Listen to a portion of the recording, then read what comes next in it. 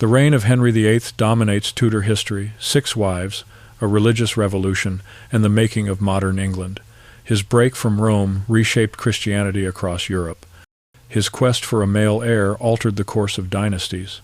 His personality, his policies, and his power continue to fascinate centuries after his death. But Henry did not rise alone. He grew up surrounded by sisters whose lives unfolded across Europe in courts shaped by war, diplomacy, scandal, and dynastic survival. Some became queens. One ruled as a regent. One defied royal protocol for love. 2 barely lived long enough to be remembered at all. This video does not revisit Henry VIII himself. Instead, it follows what happened to his sisters from birth to death, in strict chronological order. Each life is told in full before moving on to the next. No jumping backward, no emotional dramatization, just a clear, factual account of how 4 Tudor sisters lived, ruled, married, struggled, and ultimately shaped European royal history in ways that outlasted their famous brother. Margaret Tudor was born on 28 November 1489 at Westminster Palace. She was the eldest daughter and second child of Henry VII and Elizabeth of York. Her birth came just 4 years after her father had seized the English crown at Bosworth Field, ending the Wars of the Roses. The Tudor dynasty was fragile, its legitimacy still being consolidated through marriage, propaganda, and the birth of healthy heirs. Margaret's arrival was celebrated, though not with the fanfare reserved for male heirs. She was christened at Street. Margaret's Church, Westminster, with her grandmother, Lady Margaret Beaufort, serving as godmother. Her birth solidified the union between Lancaster and York, embodied in her parents' marriage. From infancy, Margaret existed not as an individual, but as a diplomatic asset, a living symbol of alliance and continuity in a kingdom still recovering from civil war. Margaret spent her early years in the royal nursery alongside her siblings. Her older brother Arthur, the heir apparent, was being groomed for kingship. Her younger brother Henry, born in 1491, was initially destined for the church. Margaret herself was raised with the understanding that her future lay in marriage to a foreign prince, a role that required careful preparation and discipline. The Tudor court was peripatetic, moving between palaces depending on the season and political necessity. Margaret would have experienced the formality of court life, early ceremonies, religious observances, and the constant presence of attendants and tutors. Childhood in royal households was not a period of leisure but of training. Even as a young girl, Margaret would have been taught posture, deportment, and the behaviors expected of a future queen consort. Margaret received an education typical for a Tudor princess of high standing. She was taught Latin, French, music, dancing, and needlework. Her religious instruction was rigorous, grounded in Catholic orthodoxy. She learned to read devotional texts and was trained in household management skills essential for overseeing a royal court. Unlike her brother Arthur, whose education focused on statecraft and kingship, Margaret's training centered on becoming a suitable consort and mother. Lady Margaret Beaufort, her formidable grandmother, took a direct interest in her upbringing. Beaufort had strong views on female piety and dignity, and these values were instilled in Margaret from an early age. Margaret was expected to embody grace, obedience, and fertility, the 3 pillars of queenship in the early 16th century. Her education was not designed to make her a ruler in her own right, yet circumstances would later demand precisely that.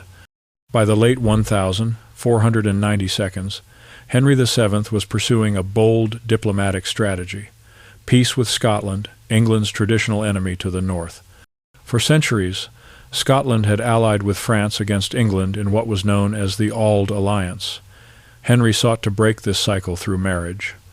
In 1502, negotiations began for Margaret's hand in marriage to James IV of Scotland, a king 17 years her senior. The Treaty of Perpetual Peace was signed in 1502, and Margaret's marriage was central to its terms.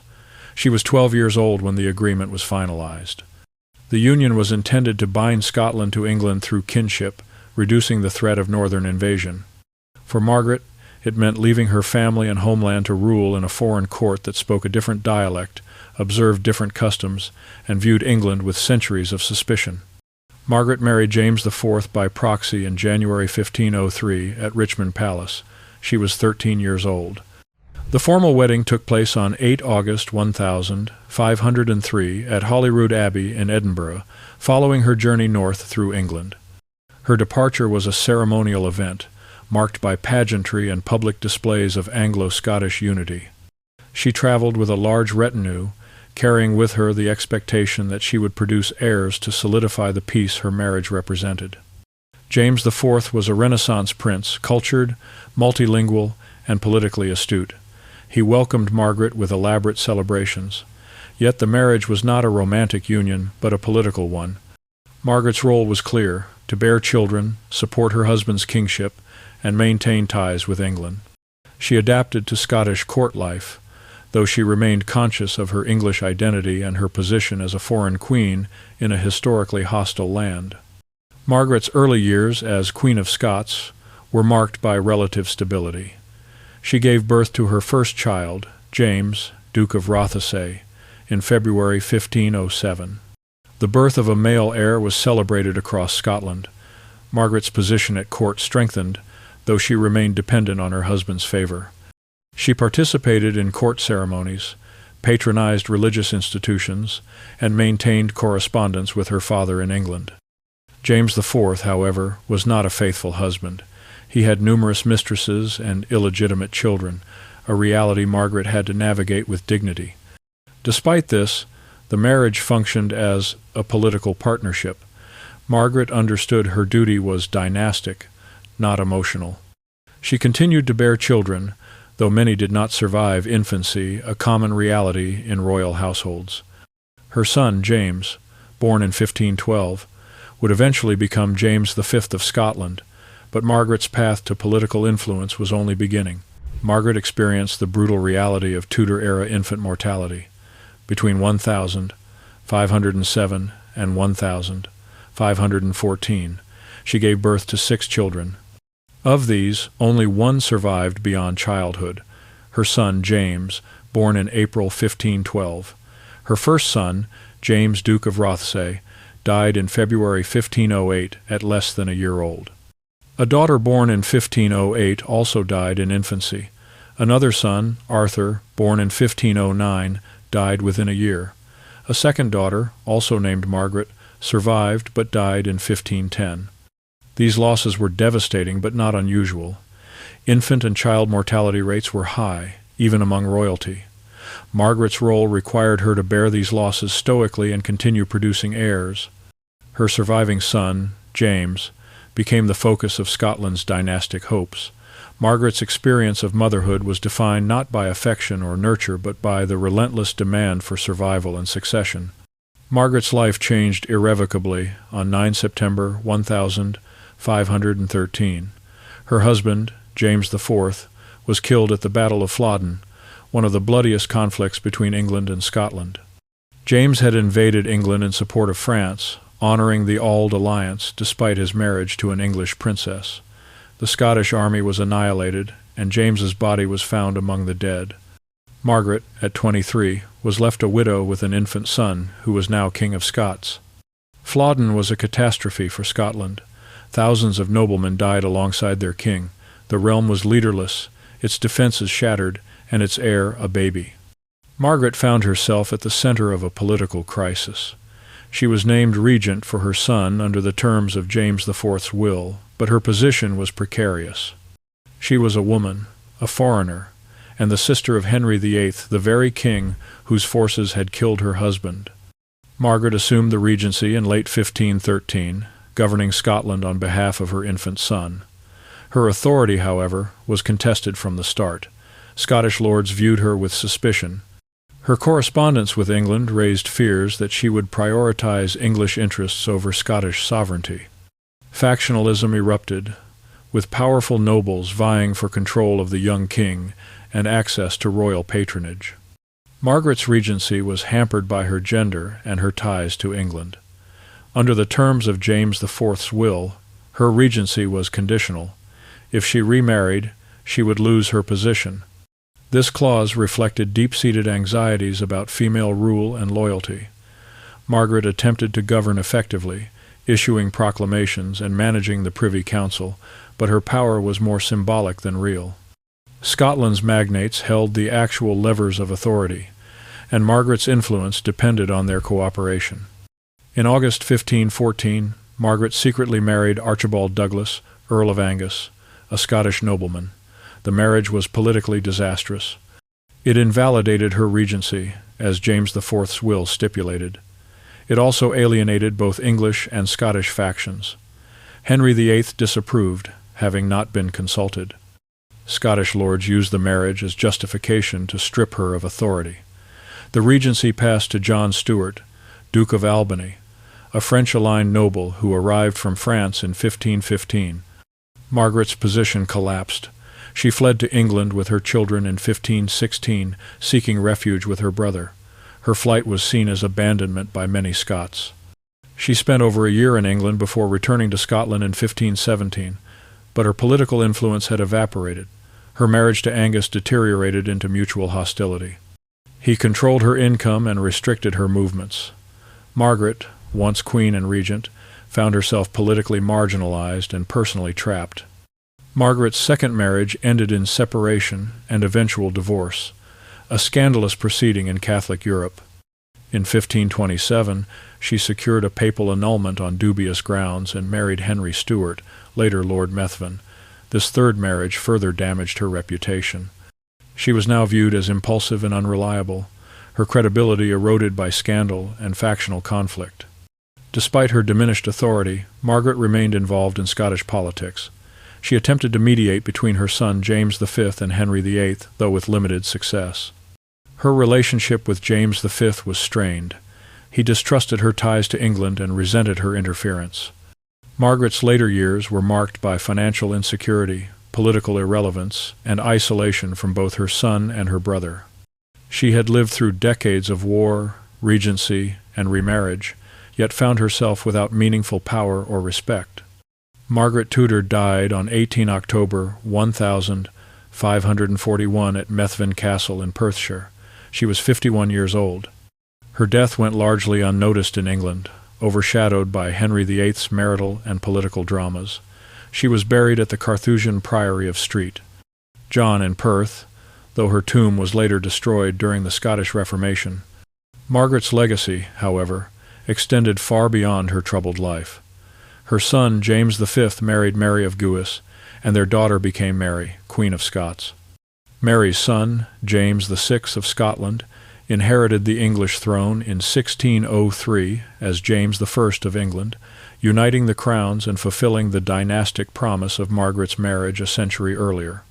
Every British monarch since has descended from Margaret Tudor, making her one of the most consequential figures in royal history, a legacy built not on power or fame, but on survival and lineage.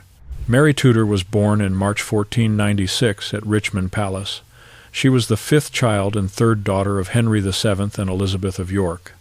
By the time of her birth, the Tudor dynasty was more secure than it had been at Margaret's arrival 7 years earlier.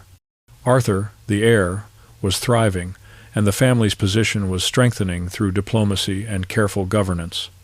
Mary was named after her paternal grandmother, Lady Margaret Beaufort, whose Christian name was Margaret, but who was also associated with Marian devotion. Mary's birth was celebrated, though again without the intensity reserved for male heirs.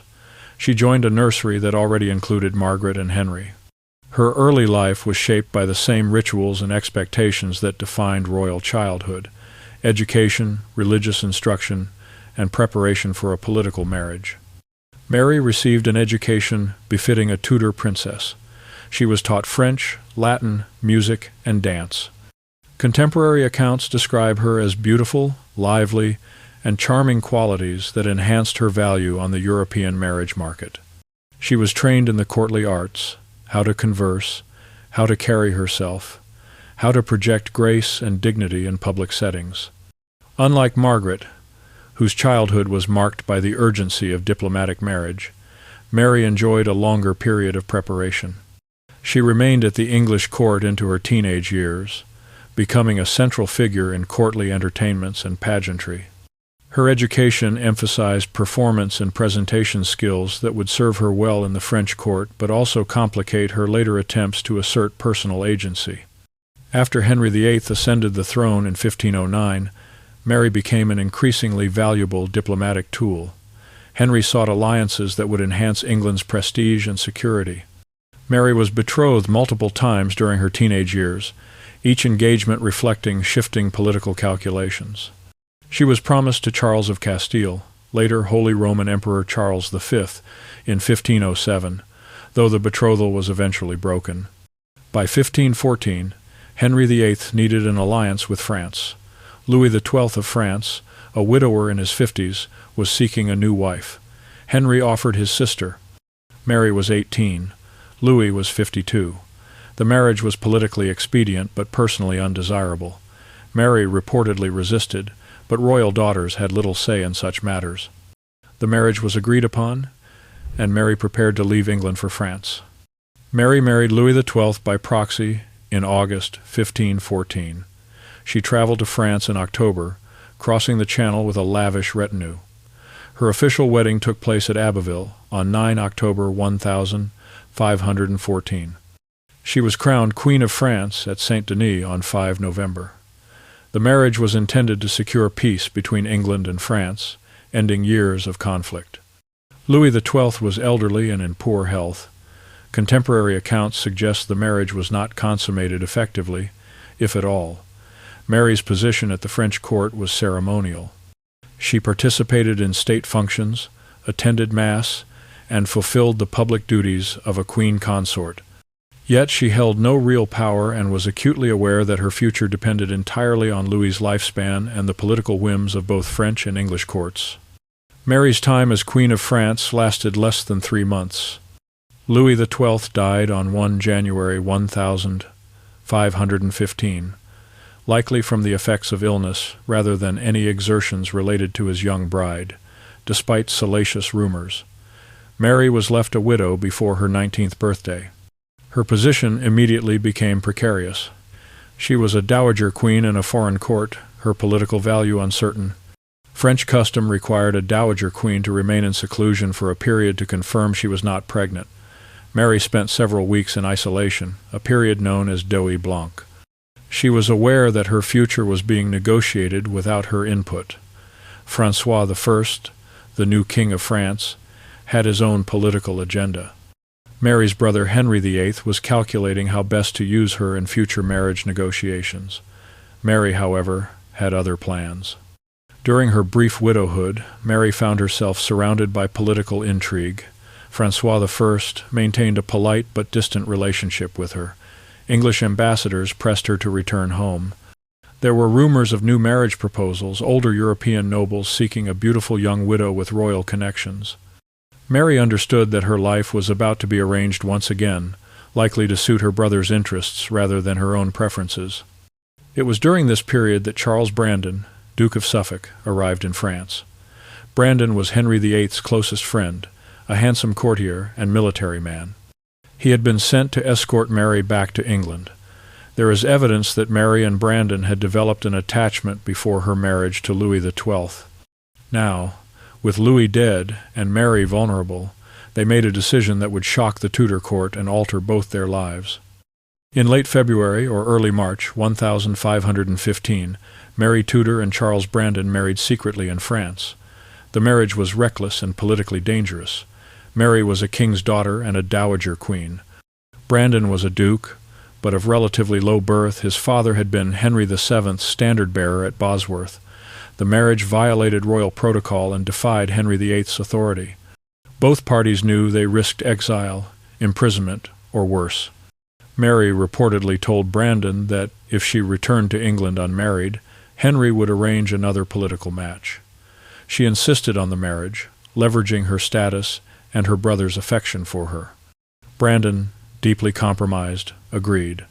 When news reached England, Henry VIII was furious. He felt betrayed by his friend and humiliated by his sister's defiance.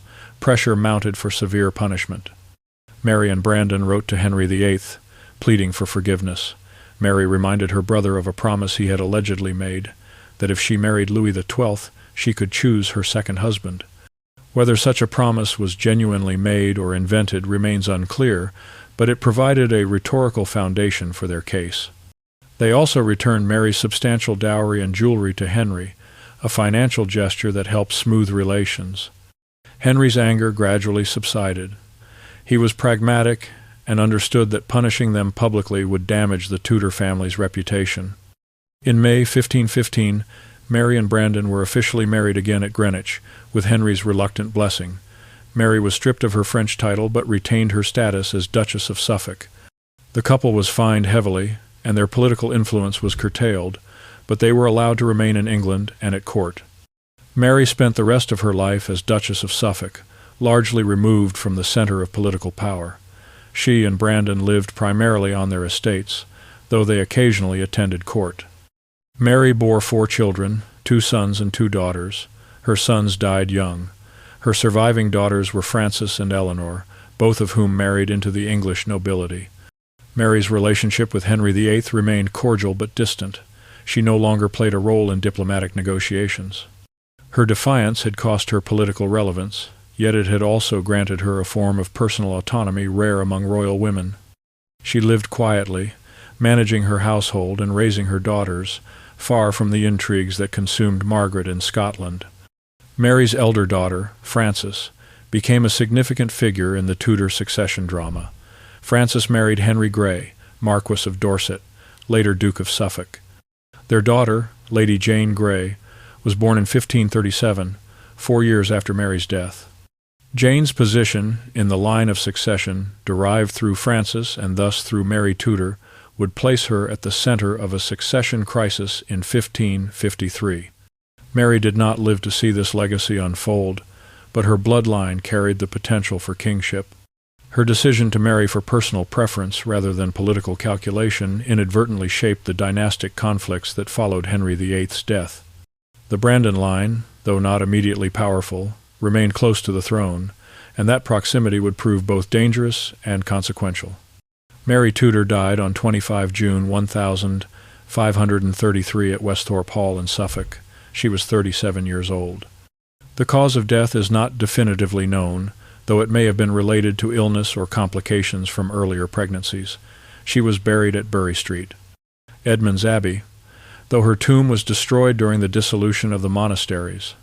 In 1784, her remains were reinterred at St. Mary's Church, Bury Street, Edmonds. Mary's legacy is inseparable from that of her granddaughter, Lady Jane Grey. Jane was proclaimed Queen in July 1553 following the death of Edward VI, a reign that lasted 9 days before Mary I seized the throne. Jane was executed in 1554, a victim of the succession politics that had shaped Mary Tudor's own life. Mary's defiance had won her a love match, but it could not protect her descendants from the brutal realities of Tudor power. Elizabeth Tudor was born on 2 July 1492 at Sheen Palace. She was the second daughter and 4th child of Henry VII and Elizabeth of York. Her birth came at a time when the Tudor regime was consolidating its hold on power. Henry VII had weathered early rebellions and was working to establish dynastic legitimacy through both military strength and the production of heirs.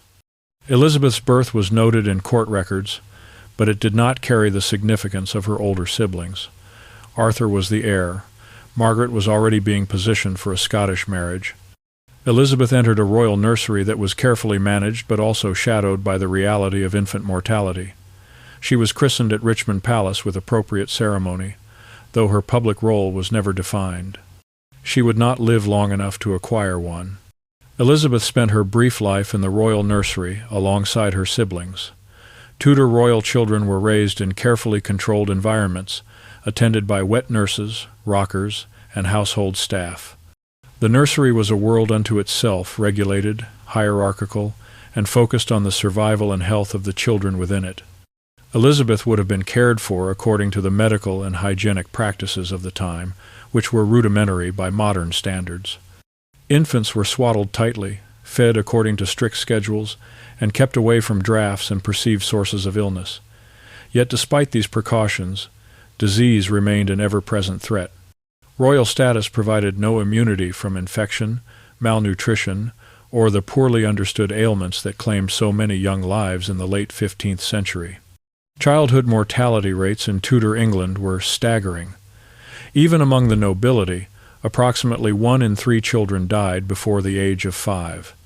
Infections, respiratory illnesses, fevers, and digestive disorders were common causes of death. Medical knowledge was limited, and treatments often did more harm than good.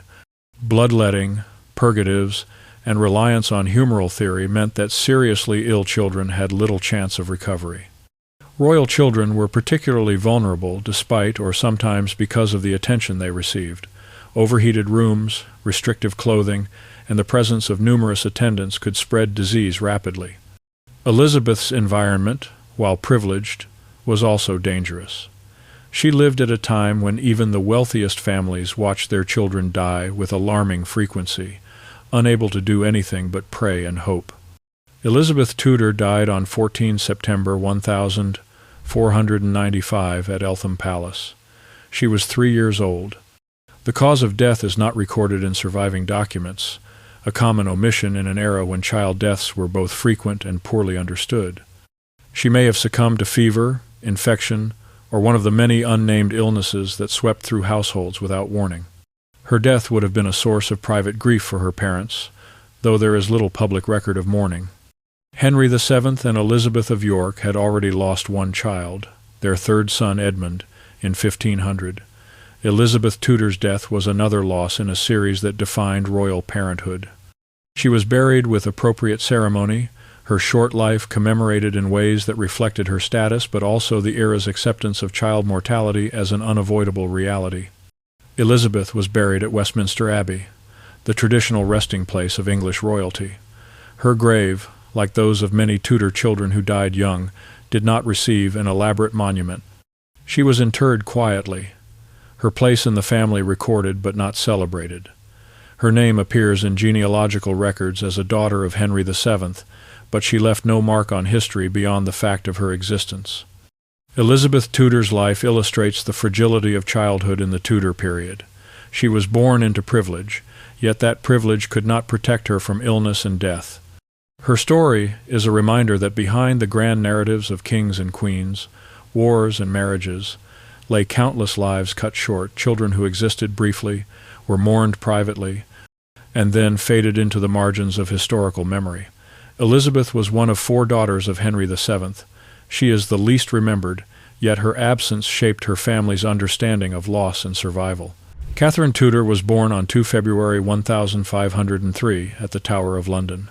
She was the 8th and final child of Henry VII and Elizabeth of York. Her birth came at a moment of profound crisis. Her mother, Elizabeth of York, was 37 years old, considered elderly for childbirth in the Tudor period. The pregnancy had been difficult, and the circumstances surrounding Catherine's arrival were overshadowed by tragedy. Catherine's birth coincided with her mother's final illness. Elizabeth of York had contracted puerperal fever, a bacterial infection that commonly followed childbirth in an era before antibiotics or antiseptic practices. The condition was almost always fatal. Catherine's first days of life were spent in a household gripped by the realization that the Queen was dying. The joy of a royal birth was obliterated by the impending loss of a beloved queen and mother. Elizabeth of York died on 11 February 1503, her 37th birthday, just 9 days after giving birth to Catherine. The Queen's death devastated the Tudor court. Elizabeth had been a stabilizing presence, a living symbol of the union between Lancaster and York. Her grace, piety, and popularity had helped legitimize Henry VII's reign. Her sudden death left the king bereft and the realm in mourning. Catherine's birth, which should have been a moment of celebration, became instead a source of anguish. She was a motherless infant, born into a household consumed by grief. Her father, Henry VII, was shattered by the loss of his wife. He withdrew into seclusion, overcome by sorrow. The royal household went into deep mourning. Elizabeth of York was given a magnificent funeral at Westminster Abbey, but the shadow of her death fell over everything, including the fragile newborn she had left behind. Katherine Tudor did not survive long. Historical records are sparse, but it is generally accepted that she died shortly after birth, likely within days or weeks of her arrival. The exact date of her death is not recorded, nor is the cause, though it is probable that she succumbed to complications related to her premature or difficult birth, or to the unsanitary conditions that contributed to her mother's fatal infection. Infant mortality was common even among royalty, but Catherine's death was particularly poignant. She was born into tragedy and died almost immediately, her life bookended by loss. She was never christened in a public ceremony, never given a formal place in the royal household, and never acknowledged in the same way as her surviving siblings. She existed in the historical record only as a footnote, a child born and lost in the space of a few terrible days. Katherine Tudor's death went largely unrecorded. She was not mentioned in the formal chronicles of the reign, and no contemporary accounts describe her burial or mourning. This absence reflects the reality of infant mortality in the Tudor period. Children who died within days or weeks of birth were often not commemorated publicly. Their deaths were private tragedies, absorbed into the broader pattern of loss that shaped every family, royal or otherwise. Catherine's death compounded the trauma of Elizabeth of York's passing. Henry VII had lost both his wife and his newborn daughter in rapid succession. The king, already known for his caution and melancholy, became even more withdrawn. He never remarried, despite political pressure to do so. The double loss marked the end of an era for the Tudor family and left a lasting scar on those who survived. Katherine Tudor was buried, but no monument marks her grave. It is likely she was interred at Westminster Abbey, near her mother, though no specific record confirms this. She was not given a tomb or effigy. Her name does not appear on family memorials. In genealogical records, she is sometimes listed, sometimes omitted entirely. Her existence is a matter of archival notation rather than historical memory. The absence of a monument reflects the status of infant deaths in the Tudor period.